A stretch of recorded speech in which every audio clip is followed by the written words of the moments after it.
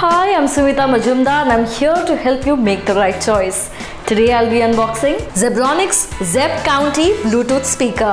Let's first talk about the packaging. Now I can see that it's a sturdy box. It has a removable label and a discreet box inside. The label has the product image outside and its features are listed on the side.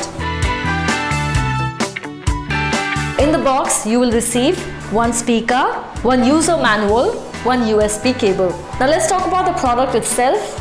It's a compact and handy portable speaker. It comes with a handle that you can use to carry it around. It comes in a boombox design, but it's not as huge as a very small handy speaker. It has functional buttons that are very easy to find. You will see them on the top of the speaker.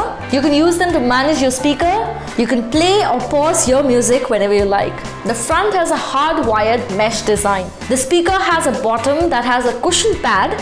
So that means it's going to stay put wherever you're going to put it and it's not going to scratch the surface beneath it. It also comes with one USB cable for easy charging of the product. It also comes with a user manual. So if you have any questions about the product or want to know about the features or how to use it, you'll find all the information listed inside. I hope that was helpful and you make the right purchase. Happy shopping!